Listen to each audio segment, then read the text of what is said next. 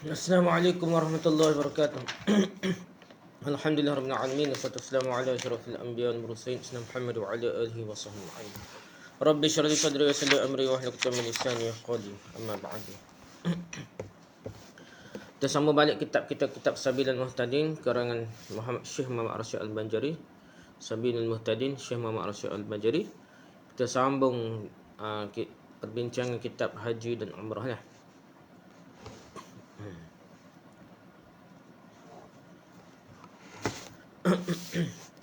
Lepas tu nak kita sambung dia. Masalah tiada wajib atas yang alim, orang alim lah, atau yang muta'allim, atau yang belajar lah,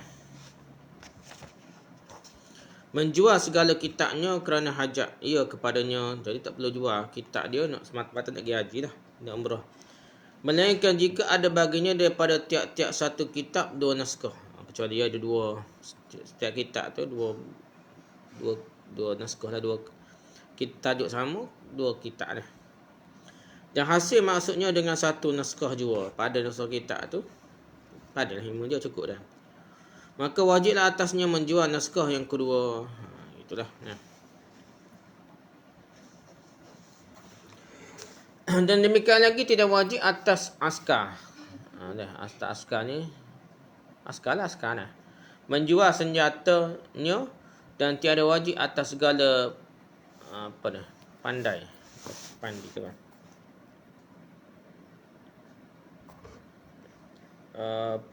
Tukar buat senjata kali tak? Tukar lah. Segala pandai, segala tukar tu dan tukar nak dan barang sebagainya, menjual alat-alat alat pegawainya lah, alat yang dipakai lah untuk kerja pertukangannya lah. Jadi orang-orang yang kerja tukar kayu tak boleh jual lah. Alat ngetel dia, gaji dia apa lah, semata-mata nak gaji. Sebab itulah punca pencarian ni kan. Ikutlah alat-alat gapo ada pertanian, cara alat cok betul juga apa dah. Jadi orang-orang kerja dia buat dia, itulah sumber kerjaya dia, rezeki dia dah. Jadi tak boleh lah jual dah, tak perlu jual lah. Kata Syekh Ibn Hajar dalam Tuhfah, bermula yang wajib bermula yang aujuh pada barang siapa yang tiada sabar ia atas meninggalkan jima', tiada disyaratkan bagi wajib haji itu kuasanya atas gundik atau isteri yang dibawanya pergi sertanya, maka tetaplah wajib haji itu pada zimah je. Jadi orang yang mengikut Ibn Hajar Al-Tam ini, siapa tak tahan nafsu dia dah, dan dari bersenggama, tidaklah disyaratkan haji itu mampu bawa isteri dia atau jariah berangkat bersamanya. Oleh kerana itu kewajipan haji itu tak menjadi kewajipan dia lah. Tak kira lah dia kena bawa bini ke, tak bawa bini ke, tak kira. Walaupun dia kata nafsu dia kuat pun tak ada kaitan lah. Dia kena kewajipan itu atas dia ke, tak lepas. Syekh Ibn Hajar berkata dalam kitabnya bernama Hasyiah Idah, terkecuali kalau juga kerana tidak melakukan senggama akan menyebabkan timbul penyakit yang dapat memperbolehkan ia bertayamum dah. Seumpama dah kiyah dan tayamum dah. Dan ini sudah dicuba berapa kali atau dengan keterangan dua orang doktor yang adil lagi arif, maka disyaratkanlah wajib haji baginya untuk membawa isterinya bersama-sama atau jariahnya, hambanya. Kerana isteri atau jariah disamakan dengan kenderaan dalam perjalanan jauh. Kalau nafsu kuat sangat dah. Maka diketahui daripada yang demikian itu bahawa tidak wajib menjual gundik ataupun hamba wanita kerana menghasilkan belanja haji jika berkehendak ia kepada gundik hamba wanita tak, kerana takut akan zina atau takut akan mudarat yang mengharuskan tayamum sebab meninggalkan jima', maka tiadalah diberati atasnya pada menjual gundik hamba perempuan lah. Dan jika pecik suntuk masa dah pergi haji sekalipun, tetapi tiada fardu atasnya pergi haji dah. Gitulah yang kata dia. Jadi tak siapa dan dia perlu jual hamba tu kalau dia boleh perlu sangat pada hamba tu dah. Contohnya boleh elok daripada zina, ada penyakit yang lain-lain lah. Dia perlu pada hamba wanita tu, tak perlu jual lah. Syarat yang ketiga, hendaklah aman jalan, artinya sentosa jalan, tiada takut dalam perjalanan tersebut daripada bahaya atas dirinya dan bagai-bagai dia dan harta dia dengan aman yang patut dengan safarnya. Jadi bagi harta dia tu amin lah, siapa kau tidak bahaya lah harta benda dia, jiwa dia, hormat dia dan harta je dah.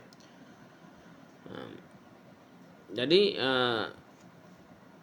walaupun hanya duga saja dah. Jadi dia pada duga-duga selamat. Tak apa lagi, tapi kata duga duga dia lebih kuat. Bahaya orang ropok tengah jalan tak yagilah. Nah, tidak perlu yagilah. Siapa yang takut atas keselamatan jiwa, kehormatan dan harta sekalipun hanya sedikit, harta sedikit pun dia takut juga. Atau takut pada binatang buas atau musuh atau orang yang bukan Islam atau perompak dan tidak ditemukan jalan lain, maka tidaklah wajib atasnya menunaikan ibadat haji. Kerana menimbulkan mudarat, baik takut yang bersifat khusus maupun yang bersifat umum dia. Dia boleh elok berlaku. Kalau COVID takut sungguh tak boleh, tak pergi, tak apa dah. Dan tidak disyaratkan aman terhadap harta perniagaan yang dibawanya jika masih merasa aman ditinggalkan negerinya. Kalau dia rasa harta dia boleh tinggal selamat lagi pada bawa, tinggal negeri dia dah.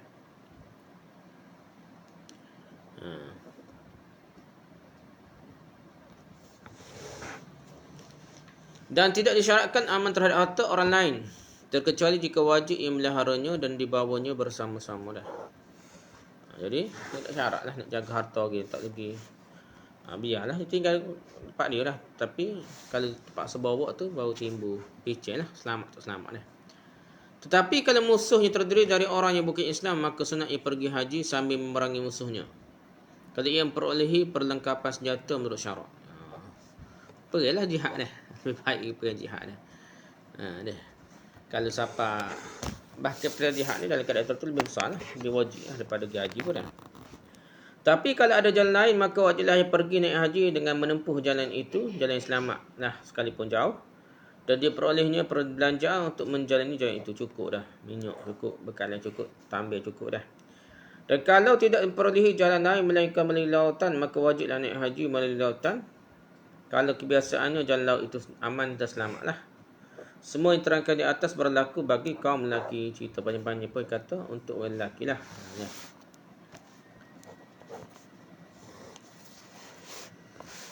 Demikian lagi perempuan kalau diperolehi lelaki yang melindungi dirinya. Tapi watin apa kalau dia selamat juga, kan ada lelaki selamatkan dia dah, jaga dia, kena pergi lah.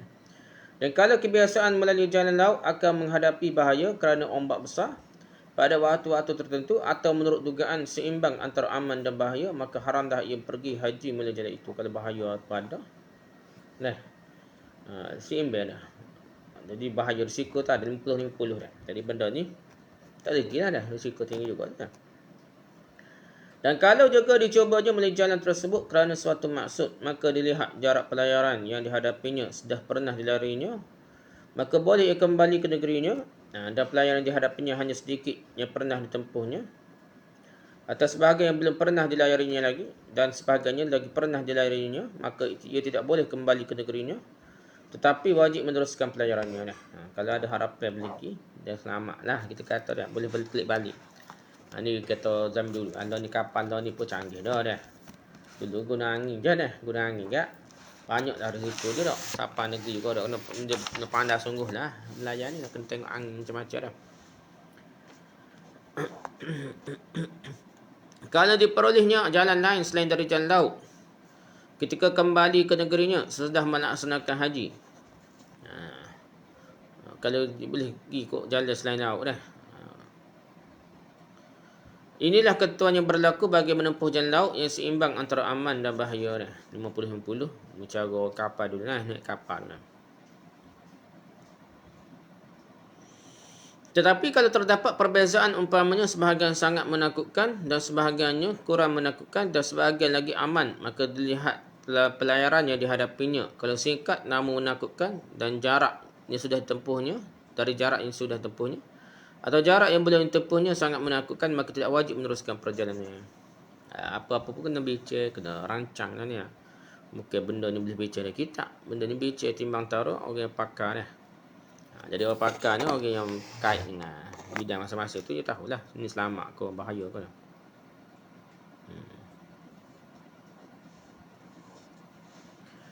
Dan kalau dihadapinya itu masih jauh tetapi aman dan telah ditempuhnya daerah yang ditakutinya dah. Dan yang berbahaya maka wajiblah ia meneruskan perjalanannya.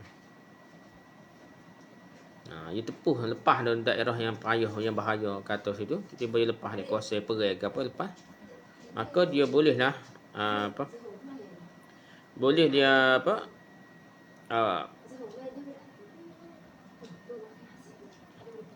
bolehlah dia belajarlah lepas dia kuasa bahaya dah. Soal, jika ditanyai orang betapa kiranya dua diwajib akan atasnya lalu berlayar kerana haji dan diharamkan kembali daripadanya, padahal adalah fardu haji itu atas tarakhinya, atas apa kata wajib akhir lah kan.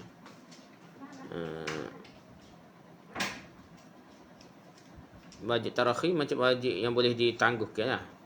Jawabnya bahawa dalam masalah orang yang takut akan lumpuh atau ihram haji waktunya sudah sempit, atau orang bernazar mengerjakan haji pada tahun itu, atau yang dimasukkan dengan wajib itu tetap wajibnya pada jaminannya dah. Jadi walaupun dia wajib boleh tangguh-tangguh ya. Kita kira ni wajib ni nah, kalau daging kena pergi habis lah gitu lah dah. Daging jangan kembali kecuali yakin bahaya sungguh dah. Dah. Tapi daging terstart lagi kena tepuh lah sampai sudah kata dah. Kerana dia tu wajib ni pada jaminannya, maksudnya tetap tanggungan dia lah. Selagi tak tunai tetap wajib atas dia dah. Syarat yang keempat, diperolehnya bekal dan air sepanjang perjalanannya dengan harga yang patut sesuai dengan harga di tempat itu dan pada waktu itu dah. Jadi sesuai lah dengan mahal doa siapa ke gada ada nak beli air ke dia dah.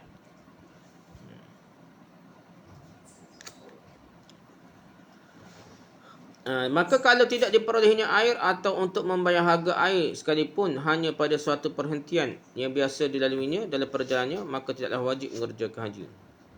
Kalau siapa ko bahaya, siapa ko tak ada air, boleh mati keringkan dia dah. Gitulah dah. Dan juga hendaklah diperolehnya makanan binatang tunggangannya dah. Minyak lah, minyak kereta kalau kita kenderaan ni dah. Kalau tak ada minyak kereta, petrol tengah jalan, mampu tengah jalan. Ikutlah. Ia akan membahayakan kita mati pula dah. Jadi kena cukup makanan binatang tunggangan kenderaan lah pada setiap tempat perhentian, kerana biaya makanan binatang tunggangan lebih besar dari jumlah perbekalan dan harga air. Kerana lebih besar. Peron natal ni lebih makan dia, banyak makan dia daripada kita dah. Tidak wajib naik haji bagi perempuan sekalipun sudah mencapai usia tua yang tidak menimbulkan keinginan lagi. Dah, orang tua siapa kau tak ada berakhir ke dia dah. Atau ia termasuk penduduk kota Mekah. Terkecuali disertai oleh suaminya. Jadi wajib pun kalau dia bersama suami. Kalau tak ada orang nak temui dia, tak wajib lah dia. Sekalipun suaminya terdiri dari orang yang fasik atau lelaki mahramnya dah, lelaki yang diharamkan kahwin, yang haram nikah dengannya, yang boleh temui dia, barulah dia wajib. Kalau tak ada orang temui dia, maksudnya tidak ada kuasa lah, tidak tidak ada kemampuan dah. Dari kalangan keluarganya dah. Jadi yang haram kahwin dengan dia tu maksudnya mahram dah. Yang mahram, lelaki mahram yang haram kahwin dengan dia tu, yang akan jaga dia tu. Kalau tak ada orang temui dia, walaupun tu robem, tak wajib gila. Atau adanya hubungan sesuan dengannya dah, adik-beradik susu ke orang, atau mertua dah, tok tua atau ayah tiri atau anak tiri dah. Ni orangnya akan jaga dia semasa dalam perjalanan ya. Kerana Nabi SAW bersabda,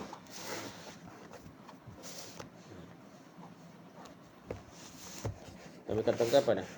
La tusafirul mar'atu baridan illa ma'aha zawjuha aw dhu mahramin. Janganlah berpergian seorang wanita dalam perjalanan yang melampaui 4 farsakh jauhnya terkecuali disertai oleh suaminya atau mahramnya. Hadis riwayat Abu Daud dari Hakim dari Abu Hurairah da'udan. Hadis Abu Daud dan Hakim dari Abu Hurairah. Jadi tak boleh pergilah, tak boleh pergi musafir yang jauh kecuali ada suami ataupun mahramnya dah. Termasuklah musafir yang melibatkan haji dah, walaupun ibadah. Dan yang disamakan dengan suami dan mahram ialah budak lelaki yang dipercayai oleh suami lah. Hamba yang dipercayai lah. Kalau perempuan itu dipercayai umpamanya kerana dalam perjalanan keduanya tidak saling melihat dan tidak bergaul bebas kecuali pada saat tertentu, maka seperti itu diperbolehkan. Itulah. Dan membadai yang menemani itu remaja, orang yang buta, mahram yang buta selama ada penuntunnya dan ia cukup cerdas, kira kalau ditemaninya muamalah jiwanya. Jadi amanlah wanita tu selamat. Tak kira lah. Walaupun buta, kalau boleh jaga keselamatan wanita tu boleh kira. Dan disyaratkan lelaki yang menemani perempuan itu berada dekat dengan perempuan itu sekira-kira terlindung dari pandangan mata orang yang ingin berbuat derhaka. Tidaklah mengapa sewaktu-waktu sedikit jauh. Yang pentingnya jagalah. Yang pentingnya jaga. Perempuan itu jaga kehormatan dia, takut ada kacang. Dah. Begitulah dah.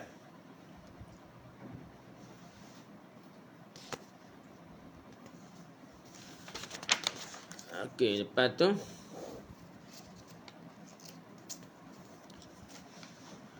wajib haji bagi perempuan kalau ada 3 orang temannya dah. Dan atau lebih sesama perempuan yang dapat dipercayai, umpamanya semuanya balik dan adil sekalipun di antaranya budak, di antaranya hamba dah. Jadi ni ada pula tadi kata mahram saja dah. Ni ada juga kata boleh. Kalau perempuan itu selamat, boleh ditemani oleh 3 orang kawan dia sama-sama perempuan yang jaga keselamatan dia, jaga maruah dia, maka boleh lagi dah. Cukup keadaan mereka menginjak usia remaja kalau sudah dianggap cerdas sehingga dapat mengamankan dirinya dan orang-orang yang bersamanya dah. Dia jaga masing-masing selamat, tolong menolong sehingga terus selamat dalam maruah mereka masing-masing. Dan juga cukup untuk yang menemani itu orang yang fasik selain dari fasik kerana berbuat zina lah, dengan syarat teman itu adalah muhram bagi perempuan yang nak haji dah. Sekarang dia tu haji teman dia tu marah juga ingat. Dapat difahami dari yang terangkan di atas bahawa wajib haji bagi perempuan apabila jumlah wanita yang menemaninya 3 orang atau lebih dan belum memadai kalau hanya 2 orang yang boleh teman jaga dia, tak boleh haji. Kerana kemungkinan dalam perjalanan itu salah seorang ada mempunyai keperluan lain sehingga hanya 1 orang yang pergi dan seorang tinggal dan dikhawatirkan atas keselamatan jiwa yang pergi. Gitulah, nak jaga pakat-pakat jaga, lebih ramai lagi selamat. Inilah diperbuat oleh Syekh Ibn Hajar dalam kitabnya Tuhfah, namun diperkuat oleh Syekh Khatib Syarbini dalam kitabnya Mughni Muhtaj dan Syekh Ramli dalam kitabnya Nihayah bahawa perempuan yang menemani itu cukup 2 orang pun cukup dah. Inilah ketentuan yang berlaku bagi perempuan sehingga wajiblah menunaikan haji. Jadi pentingnya khilaf tu, yang pentingnya jaga perempuan itu supaya selamat aman dalam perjalanannya dah. Jadi peneman lah.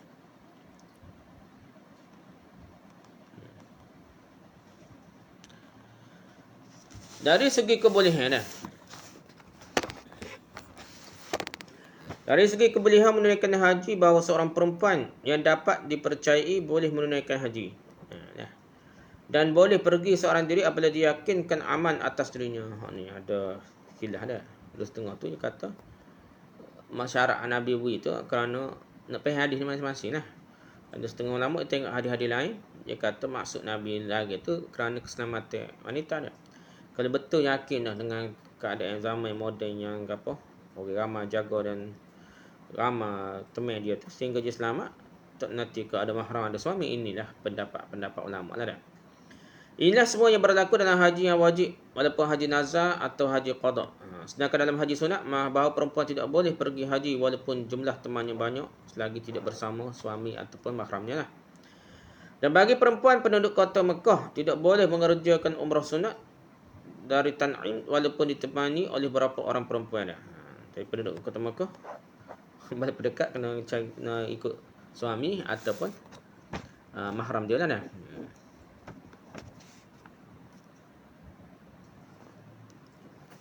Gitu dah.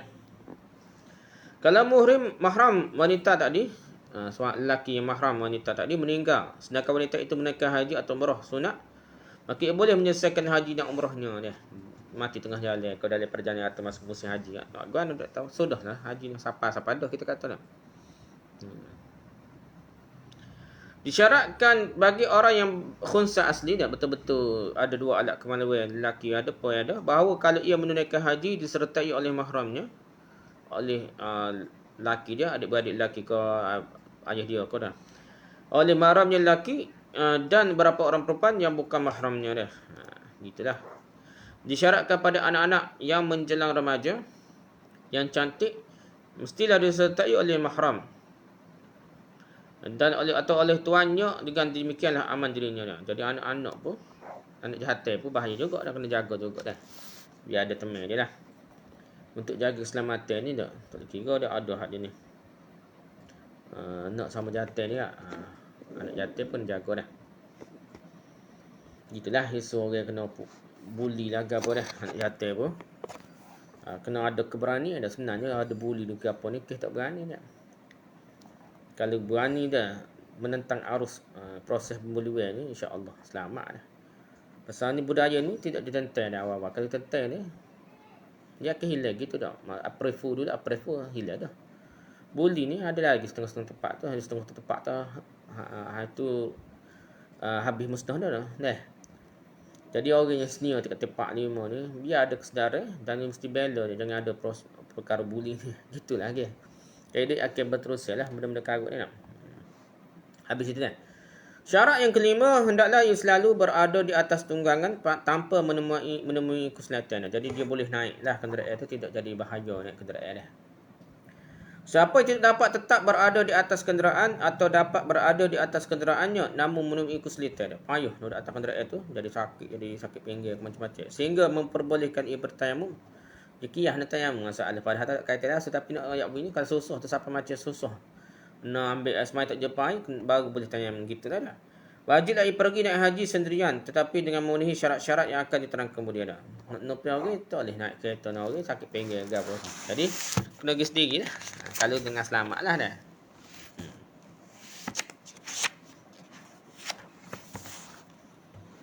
Kalau selamat dah. Syarat yang keenam, hendaklah diperolehi perbekalan atau keperluan lainnya yang pada saat akan mulai berangkat dari negeri tempat tinggalnya. Jadi bekal-bekal ni kena bawa daripada rumah lah. Dah.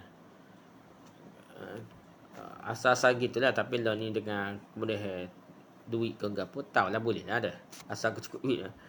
Dulu kan kena daripada rumah, daripada kapal, kena cukup bekal makan minum dah. Syarat yang ketujuh, hendaklah didapatkannya waktu yang cukup dalam perjalanan untuk menunaikan hajinya.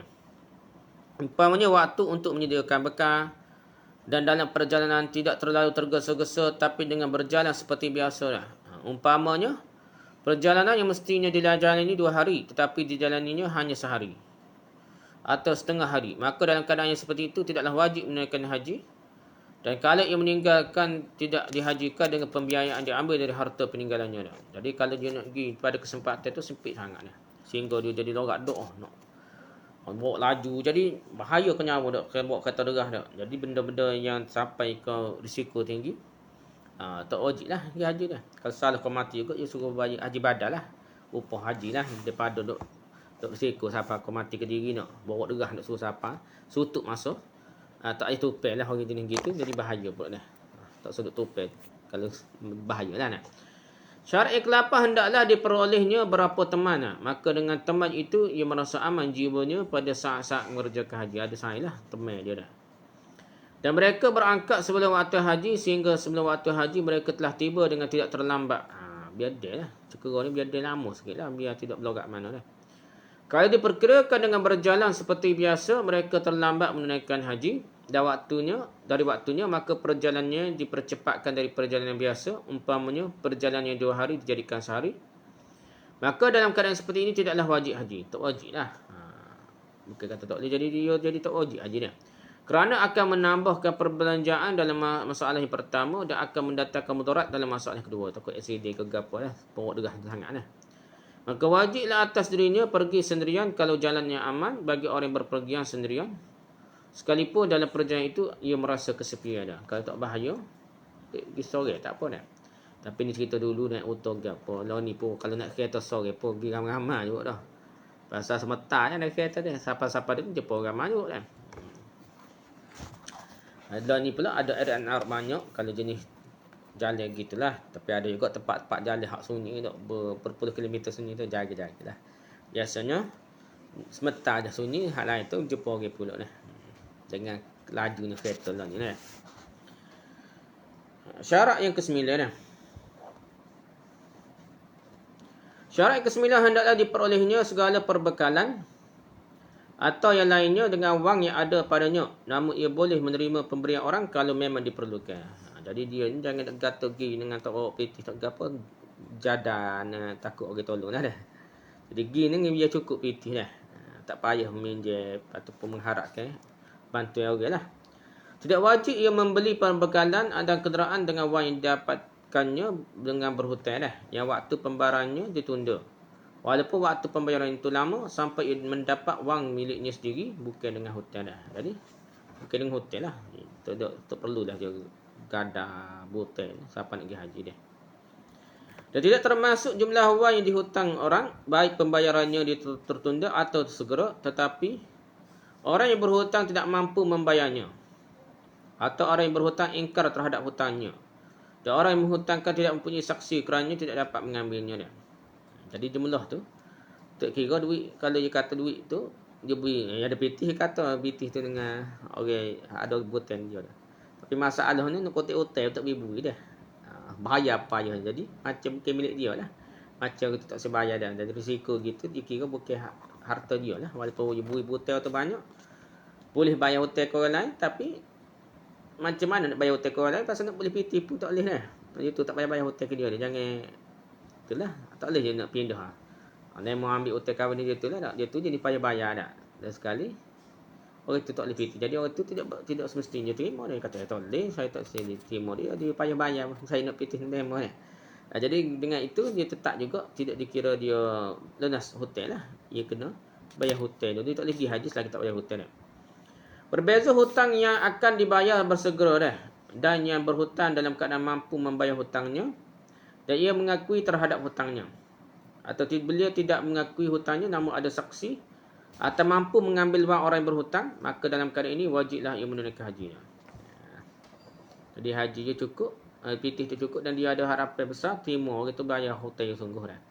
Cuma dia bayar berangsur-angsur dia memang dia bayar dah. Jadi dia ni boleh nak bayar hotel orang, dia boleh janji orang tu kau bayar lah hotel demo tak apa kau ada pitih lagi dah. Lepas ni orang ni bayar sikit-sikit dah. Jadi apabila setuju berlaku boleh pergilah haji dah. Dan kalau ia baru memperoleh wang untuk perbelanjaan naik haji namun rombongan haji telah berangkat sama seperti tidak mempunyai wang lah. Ia kira tak ada dah. Dia nak naik kereta bel tiba-tiba pergi dah kereta bel dah. Walaupun dia baru boleh pitih nak pergi haji, tak ada lah nak pergi haji sebab dia orang lain telah pergi lah dah. Orang lain tu dia kena nopel. Orang tak boleh pergi seorang dah. Naik kapal terbang ke naik kapal laut ke apa semua tu kena bersama-sama dah. Orang yang buta tidak wajib menunaikan haji terkecuali ada orang yang menuntunnya dan ia mampu membayar upah penuntunnya. Kalau yang menuntun meminta upahnya, itulah. Kalau buta tak wajib lagi kecuali dia boleh minta orang tolong pimpin dia, tolong jaga dia lah, upah orang dah. Dan disyaratkan bagi perempuan mampu memberikan upah kepada suaminya kalau suaminya meminta upah dia. Dia. Kalau tin itu setengah tin ni kaya dah, harta saka lah gapo tu lelaki sesak dah. Kalau nak pergi haji, dia boleh upah suami dia. Dia tolong jaga dia dah, gitulah. Pas ke suami dia nak pergi haji tu pergi bini pun boleh lah. Tu suami kata boleh teman dia mau bayar lah kau ambil kata dia tambah haji ni nak. Dia kena bayar lah kalau nak pergi juga dah. Kalau pitih banyak dah. Dia boleh lah tu dah. Boleh pergi haji ni lah. Dan bahagian yang kedua jadi namakan istita'ah. Istita'ah tahsilihi bi ghairihi. Iaitu kemampuan melaksanakan haji dan umrah dengan perantara lain. Dia tidak mampu tapi numpang lain perantara lain jadi mampu dia.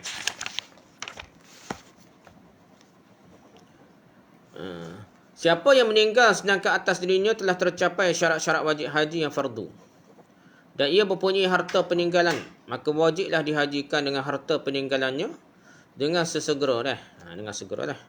Jadi dia ada harta saka, dia kena buat haji badal lah. Jangan duk bagi harta saka dulu untuk buat haji badal dulu dah. Kalau dia ada harta peninggalan lah.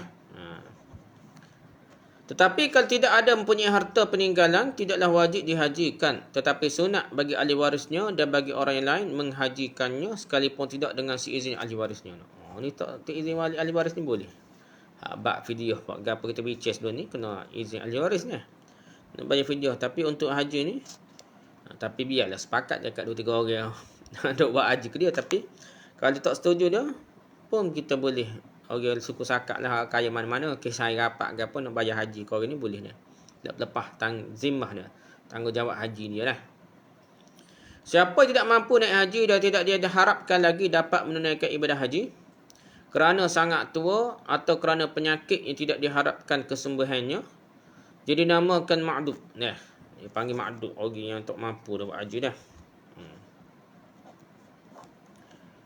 Dah. Dia panggil ma'dud.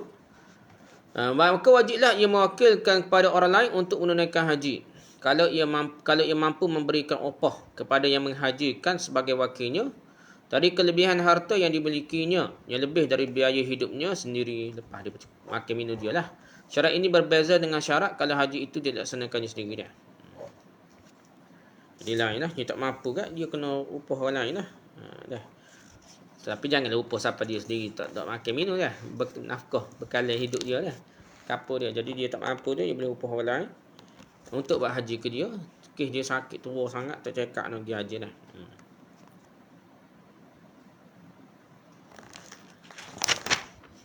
Wajib baginya berwakil kalau ada orang yang bersedia menghajikan dengan sukarela lah. Kalau ada hak sukarela kena wakil lah.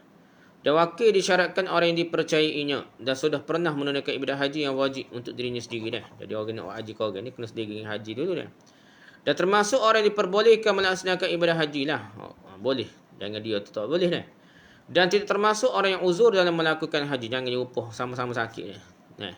Maka ia wajib mewakilkan kepada orang ta'di dan mengizinkan untuk mengerjakan haji atas nama dirinya tanpa upah sekalipun yang mengerjakan itu adalah perempuan yang bukan dari kalangan keluarganya sekalipun. Jadi orang lain suka cakap otin apa boleh buat haji ke orang jatuh tua, orang sakit ke apa ni. Yang tak ada harap kesembuhan ya. Dan juga boleh yang menjadi wakil yang menghajikan dari kalangan keluarga jurusan pokok seperti ayah, nenek, ayah, datuk ke apalah, ayah kepada anak dia dah. Anak dia jadi cacat dah ataupun stroke ke apa dah. Ayah tolong buat haji kan anak boleh juga. Ataupun datuk boleh dah pada cucunya sakit jadi lumpuh dah. Atau dari keturunan jurusan cabang seperti cucu dia ke bawah dah, hak bawah anak ke bawah dah. Anak kepada bapa, cucu kepada tok dah. Tolong buat haji ketuk boleh dah. Adapun perempuan yang naik haji dengan berjalan kaki tidaklah wajib menjadikannya menjadi wakil kerana naik haji dengan berjalan kaki sangat memayahkan. Terkecuali kalau tempat tinggalnya berdekatan dengan kota Mekah yang jaraknya kurang dari 2 marhalah dan mampu berjalan kaki. Jadi kalau haji jalan kaki ni tak dia sendiri tu tidak mampulah dah, tidak istitaah dah. Dah. Jadi orang itu pun tak perlulah dia ambil upah haji dan kita tak boleh upah haji dia kerana dia tu macam tak mampu dah. Dan kita pun tak bolehlah menyusahkan dia. Jadi wali perempuan takdi boleh melarang perempuan takdi berangkat menunaikan haji dan kalau larangan takdi dilanggarnya hilanglah pahala hajinya. Dia tak ada payah pergi haji kalau dia buat kerja gila kita kata tak. Pergi haji dengan jalan kaki tu kerja gila nak apa ke. Selap tengah ngong kita dah. Dia naiklah kenderaan dah, naik kenderaan dah. Barulah boleh pergi haji dah. Tidaklah wajib dijadikan wakil orang yang tidak mempunyai wang untuk belanjanya dalam masa menunaikan haji. Kalau dalam perjalanan itu mempergunakan kenderaan sekalipun yang mampu memperolehi biaya itu dengan bekerja dalam perjalanannya. Jadi dia ni pun tak wajib. Jadi, kerana berusaha dalam menunaikan haji terkadang terputus-putus. Kadang-kadang boleh buat kerja, kadang-kadang tak boleh buat kerja dah. Risikolah. Bekala pipih, bekala tak ada, tiba-tiba nak haji, jadal ke buat kerja tengah-tengah jalan dah.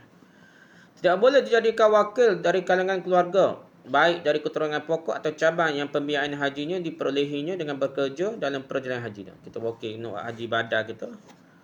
Tapi dia ni sendirinya tak ada pitih mana dah.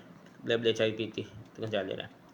Atau dengan cara meminta-minta sekalipun perjalanan itu memakai kenderaan. Ya ada kenderaan tapi nak makan minum tak cukup. Minta dengan orang dah. Jadi orang sendiri pun tak boleh kita wakil haji buat haji kita dah. Atau buat haji tok nenek kita ke apa dah. Tidak boleh jadikan wakil lelaki yang bukan keluarga yang pembiayaan hajinya diperolehinya dari hasil bekerja dalam perjalanan haji itu dah. Atau dari hasil meminta-minta. Nah, tak boleh dah. Kalau bukan keluarga wakil laki lain, tak minta dengan orang dah. Kerana bekerja dan perjalanan terkadang terputus. Dan dari meminta-minta terkadang tidak diberi orang. Risiko berlaku lah. Terkecuali lah kalau hasil usahanya sehari dapat menutup biayanya untuk beberapa hari, maka ia boleh menjadi wakil menghajikan orang lain. Jadi kalau dia betul-betul buat kerja tu, boleh gaji besar dah. Sekali buat kerja akak beli orang boleh beratus-ratus dah. Jadi risiko dia kurang lah. Jadi orang kurang risiko ni, dia kira boleh gaji tetap, boleh pitih, mampu lah. Jadi dia boleh dah buat haji ke orang lain dah. Kalau ada orang yang menawarkan dirinya menjadi wakil, baik dari kalangan keluarganya atau dari luar keluarganya, maka wajib menanyakan pendapat keluarga dah. Bincang anak beranak belakang lah, adik-beradik ke apa.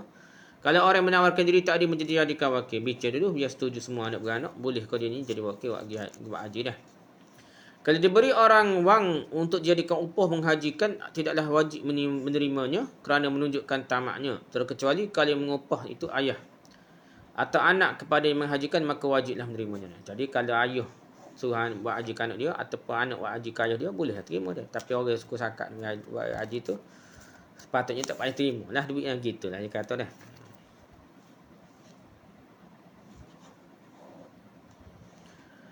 Keadaan membolehkan atau mewajibkan orang yang sangat tua mewakilkan kepada orang lain untuk menghajikannya kalau jarak antara tempat tinggalnya dari kota Mekah hanya 2 marhalah.